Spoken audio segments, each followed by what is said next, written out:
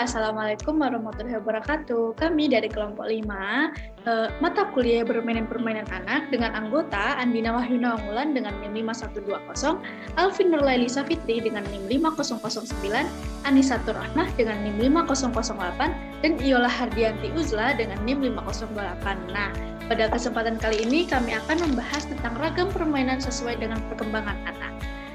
Semoga bermanfaat. Terima kasih. Baik, saya Anisatur Rahmah, NIM 5008, akan menjelaskan mengenai 5 aspek pengembangan anak usia TK. Jadi 5 aspek tersebut antara lain pengembangan aspek motorik, pengembangan aspek bahasa, pengembangan aspek sosial emosi, pengembangan aspek kognitif, dan pengembangan aspek moral dan agama. Baik, yang pertama yaitu pengembangan aspek motorik. Perkembangan aspek motorik sendiri dibagi menjadi 2, yaitu motorik halus dan motorik kasar. Hal ini dijelaskan lebih rinci oleh Jamaris tahun 2010, bahwa perkembangan motorik kasar berkaitan dengan perkembangan kemampuan dalam menggerakkan tubuh, baik secara sebagian atau non-lokomotorik, yaitu perkembangan kemampuan menggerakkan sebagian dari tubuh, seperti menjangkau untuk mengambil sesuatu, dan kemampuan dalam menggerakkan tubuh secara keseluruhan atau lokomotorik yang terjadi pada waktu berjalan, berlari, melompat, olahraga, dan gerakan pada saat menarik atau mendorong. Sedangkan perkembangan gerakan motorik halus berkaitan dengan perkembangan kemampuan dalam menggunakan jari-jari tangan untuk melakukan berbagai kegiatan seperti gerakan menjimpit, menggenggam, menulis, memotong, menggunting, dan lain sebagainya. Perkembangan motorik anak prasekolah juga dijelaskan oleh Berg dalam Flavin, yaitu A. Pada usia 2 tahun, anak mulai mampu berjalan dengan kaki melebar dan tubuh yang berayun. B. Pada usia 3 tahun, anak mulai mampu merapatkan kedua kaki ketika berjalan dan berlari. C. Pada usia 4 tahun, anak sudah mulai mampu membedakan irama berlari, melompat dengan janggal, dan meloncat lebih jauh. D. Pada usia 5 tahun, anak mulai mampu berjalan di atas tumpuan seperti papan, kayu, atau balok seimbang. Pengembangan aspek bahasa. Bahasa merupakan aspek penting dalam kehidupan manusia. Komponen berbahasa salah satunya adalah berbicara, yang merupakan alat komunikasi antara satu individu dengan individu lainnya. Tanpa adanya bahasa, seorang manusia akan kesulitan dengan mengungkapkan keinginan, mengekspresikan perasaan, dan menjelaskan akan suatu kejadian. Begitu pula pada anak usia dini, bahasa juga merupakan aspek yang berperan sangat penting bagi kehidupannya. 3 bentuk perkembangan bahasa menurut Lockwood dalam Jamaris. Perkembangan bahasa dapat dibagi ke dalam 3 bentuk perkembangan, yaitu perkembangan kosakata, perkembangan semantik, dan struktur sintaksis.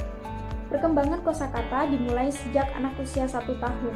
Memulai interaksi anak dengan lingkungan sekitarnya, anak secara perlahan mengembangkan kemampuan dalam memahami kosakata yang berkaitan dengan objek dan peristiwa di sekitarnya. Sedangkan perkembangan semantik dan struktur sintaksis menyangkut kemampuan anak dalam memahami hubungan-hubungan objek dan peristiwa yang mencangkup tindakan atau perbuatan, lokasi, dan orang. Contohnya seperti anak mulai mengatakan aku lari atau ibuku dan ayahku. Sementara menurut Toddler dalam Siti Aisyah tahun 2008, konsep dasar pengembangan bahasa anak adalah sebagai berikut. Yang pertama, mendorong perkembangan mendengar. Untuk mendorong perkembangan dalam mendengar, sebaiknya kita menggunakan kalimat yang kompleks dengan anak usia TK. Perkenalkan kosakata baru. Ketika kita mengenalkan kosakata baru pada anak usia TK, sebaiknya katakan dengan keras serta jelas. Yang kedua, mendorong perkembangan berbicara. Menanyakan anak tentang masa lalu, masa kini, atau mungkin masa yang akan datang bisa menjadi salah satu cara untuk mendorong perkembangan bahasa pada anak usia TK. Yang ketiga, mendorong perkembangan menulis. Mendorong anak untuk mengekspresikan ide dan emosi dalam bentuk tulisan. Jangan khawatir ejaan yang benar. Anak usia TK baru saja memulai belajar tentang hubungan antara huruf dan suara. Pada usia ini, anak pada umumnya mengetahui bagaimana mengeja beberapa huruf yang umum dengan benar, seperti pergi dan datang, tetapi ia mengeja dengan menggunakan pengetahuannya tentang bunyi huruf atau mengingat apa yang di depannya. Misalnya, anak usia TK menulis kata gajah dengan huruf G, J, H.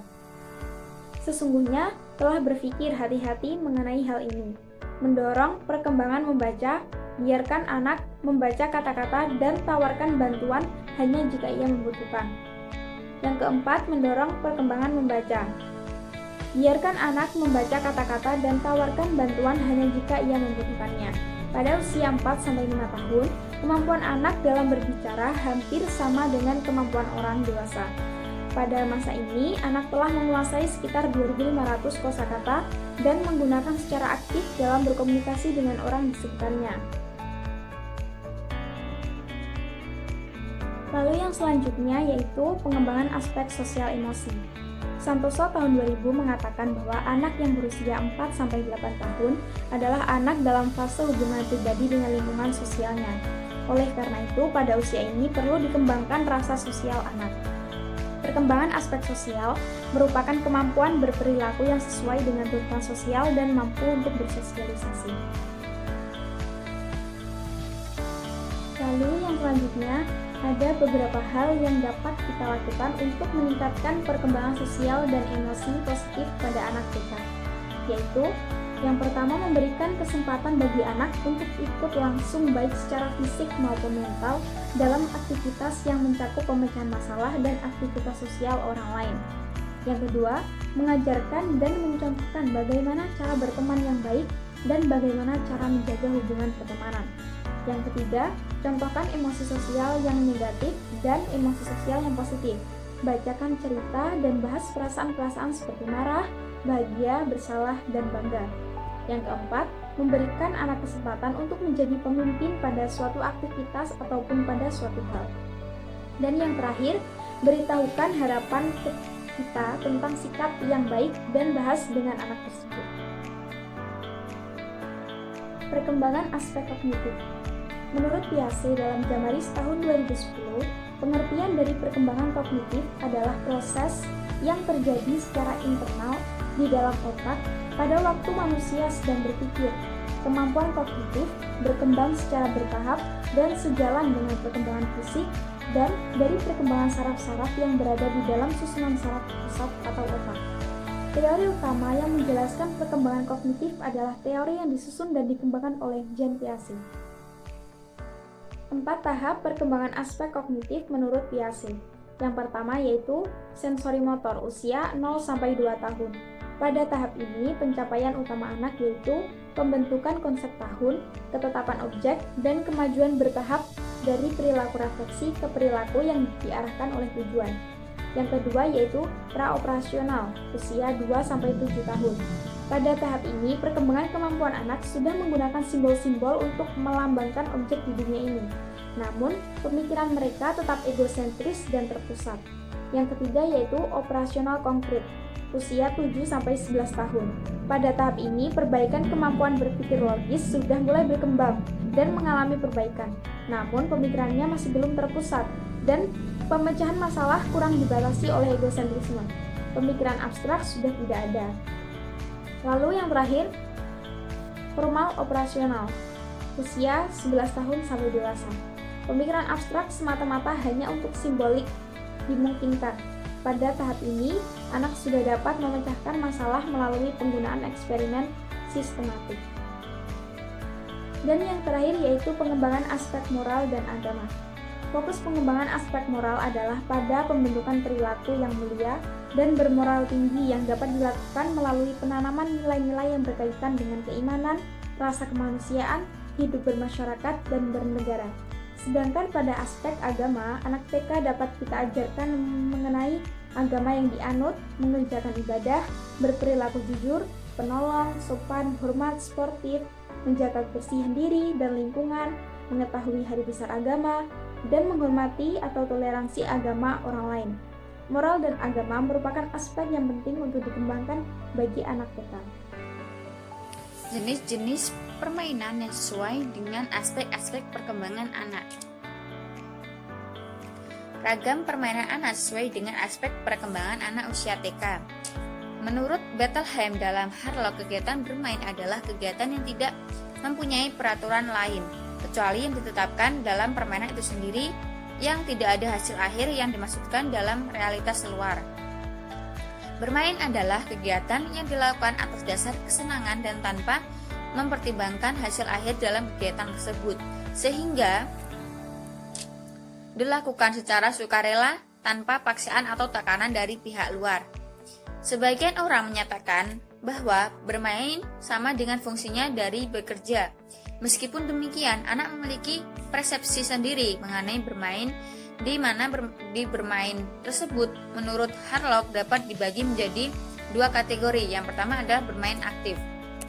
Dalam permainan aktif, kesenangan yang timbul dari apa yang dilakukan individu, apakah dalam bentuk kesenangan berlari atau membuat sesuatu dengan lilin atau cat. Anak-anak kurang melakukan kegiatan bermain secara aktif ketika mendekati masa remaja dan mempunyai tanggung jawab di rumah dan di sekolah, serta kurang bertenaga karena pertumbuhan pesat dan perubahan tubuh. Yang kedua, hiburan. Dalam permain pasif atau hiburan, kesenangan diperoleh dari kegiatan orang lain. Permainan sedikit menghabiskan energi anak yang menikmati temannya ketika bermain memandang orang atau hewan di televisi, menonton adegan lucu, atau membaca buku adalah bermain tanpa mengeluarkan banyak tenaga. Tetapi, kesenangan hampir dengan anak yang menghabiskan sejumlah besar tenaganya di tempat olahraga atau tempat bermain. Dalam perkembangan sesuai dengan aspek perkembangan anak usia TK, ada 5 aspek perkembangan anak usia TK. Yang pertama adalah aspek motorik, yang kedua aspek sosial, yang ketiga aspek emosi, yang keempat aspek bahasa, dan yang kelima adalah aspek kecerdasan. Yang pertama, aspek fisik motorik. Aspek fisik motorik adalah kemampuan gerak, baik gerakan kasar maupun gerakan halus. Dengan bermain, anak diharapkan dapat mengontrol baik gerakan kasar maupun gerakan halusnya. Berikut beberapa kegiatan bermain yang dilakukan anak untuk merangsang gerakan kasar. Yang pertama, gerakan-gerakan menendang atau menghisap jari jemari pada bayi. Yang kedua, berjalan pada satu garis lurus untuk mengangkat satu kaki untuk keseimbangan. Kemudian yang ketiga, dudukkan anak di pangkuan dan pegang di bawah ketiaknya, kemudian gerakan kaki dan buat suara seolah-olah anak sedang naik mobil, motor, ataupun kuda. Dan yang terakhir adalah menangkap atau menendang bola. Selain kegiatan bermain untuk gerakan kasar, berikut beberapa kegiatan bermain yang dilakukan untuk mengontrol gerakan halus. Yang pertama adalah menggenggam dan menggerak-gerakan mainan pada bayi. Yang kedua, bermain dengan tanah liat atau play doh. Nah, kegiatan ini itu baik untuk melatih keterampilan mengontrol jari jemarinya. Caranya yaitu, yang pertama, sediakan adonan tepung dicampur dengan air, kemudian berikan pewarna makanan atau menggunakan saus tomat untuk sebagai pewarnanya.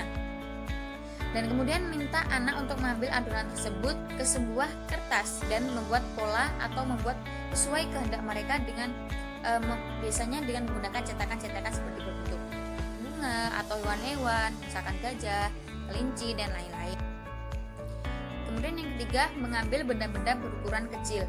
Nah, caranya adalah kumpulkan beberapa benda kecil seperti biskuit, permen, batu kerikil, cangkang kerang, dan lain-lain.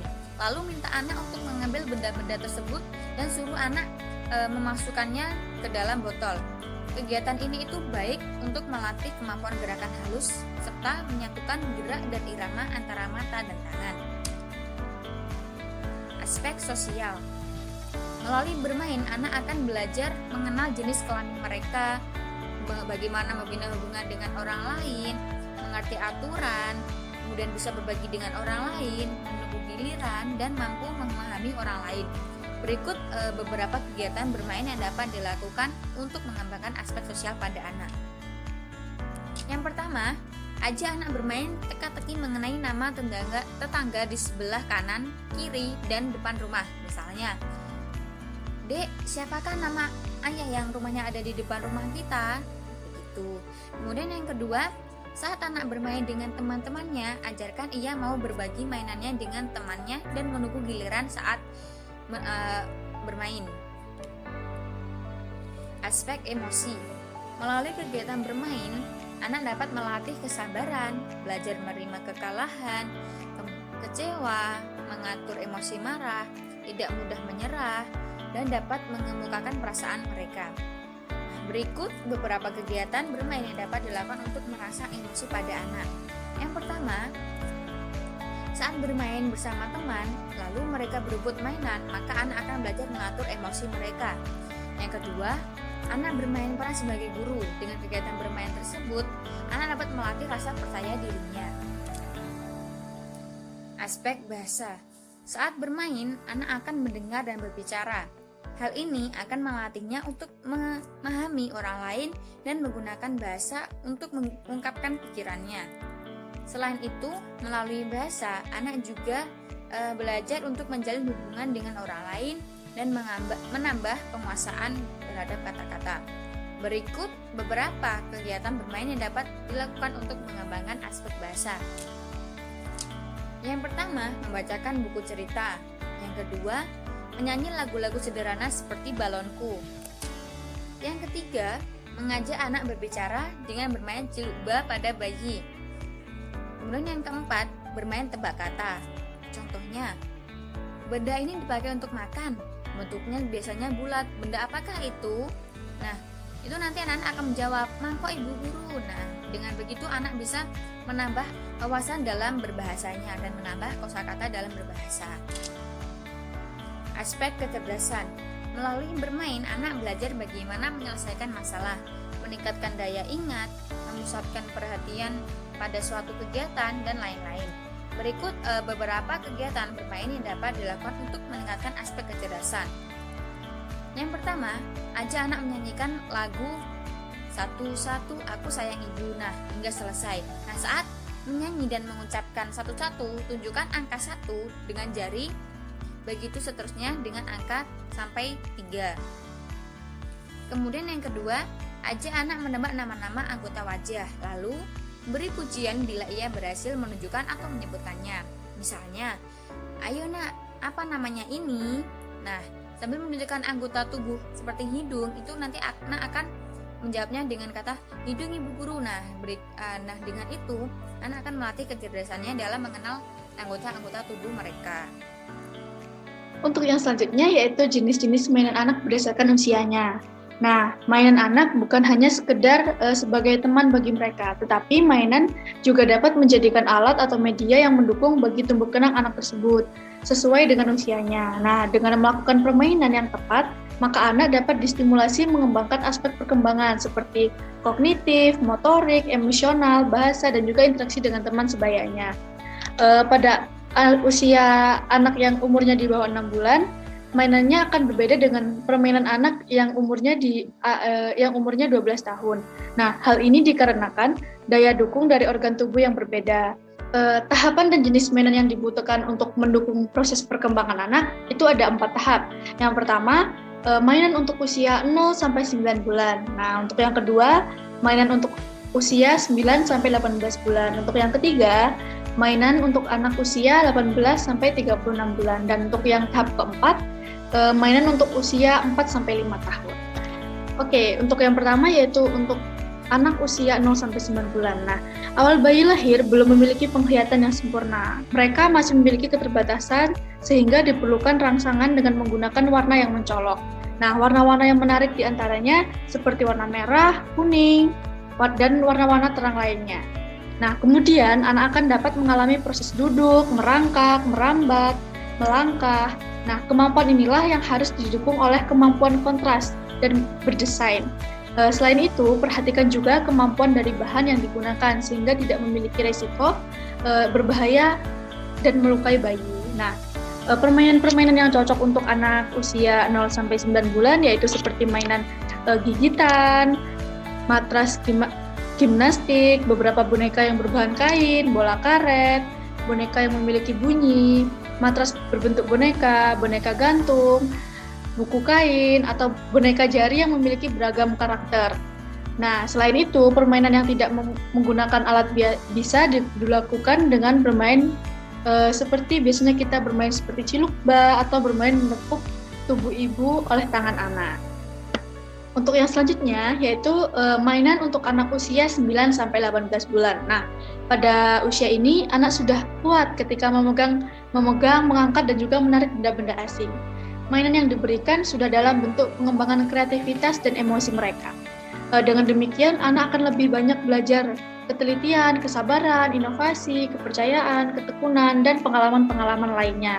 Nah, beberapa mainan yang cocok untuk anak usia 9 sampai 18 bulan ini adalah mainan yang menirukan kehidupan sehari-hari, seperti sayuran, buah-buahan, binatang, telepon, dan mobil-mobilan. Nah, sedangkan untuk memecahkan masalah, mainan yang bisa digunakan adalah mainan buka tutup, balok, puzzle, dan bola-bola besar. Untuk yang selanjutnya yaitu mainan untuk anak usia 18 sampai 36 bulan. Nah, pada usia ini merupakan masa yang aktif, di mana anak lebih suka melakukan gerakan seperti berjalan cepat, berjinjit, berlari, memanjat kursi, dan juga melompat kecil. Bahkan kemampuan berbicara semakin bertambah ketika sudah mampu menirukan penyanyi idolanya atau orang lain. Nah, permainan yang cocok untuk anak usia ini adalah mainan yang membuatnya berkreasi seperti krayon, lilin kreasi, melukis, drum, piano, gitar, dan lain sebagainya. Nah, selain itu dapat juga mengembangkan imajinasi dengan menggunakan mainan rumah, boneka, rumah-rumahan boneka, merias diri, berpakaian, berdandan, dan juga peralatan masak untuk anak kecil. Untuk yang terakhir yaitu mainan untuk anak usia 4-5 tahun. Nah, perkembangan motorik yang dilakukan oleh anak usia ini itu jauh lebih pesat dibandingkan usia sebelumnya. Pada usia ini, anak akan dipersiapkan untuk berpikir dan bersosialisasi dengan teman-temannya. Kemampuan daya pikir dan daya ingat mereka yang tajam akan membantu dalam menunjukkan dan menggemari kegiatannya. Nah, pada anak usia ini, jenis permainan yang cocok untuk mereka yaitu seperti monopoli, ular tangga, Lego, dan lain sebagainya.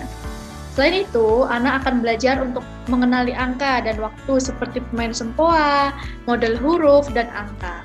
Bahkan teknologi yang semakin berkembang, anak dapat bermain dengan permainan komputer atau aplikasi pada gadget mereka, asalkan masih dalam pengawasan orang tua agar mereka tidak kebablasan dalam mempergunakan gadget mereka. Yang ketiga, program bermain anak usia dini. Selanjutnya, dalam kegiatan main anak tentunya ada hal yang paling penting untuk diketahui, khususnya dalam prosesnya.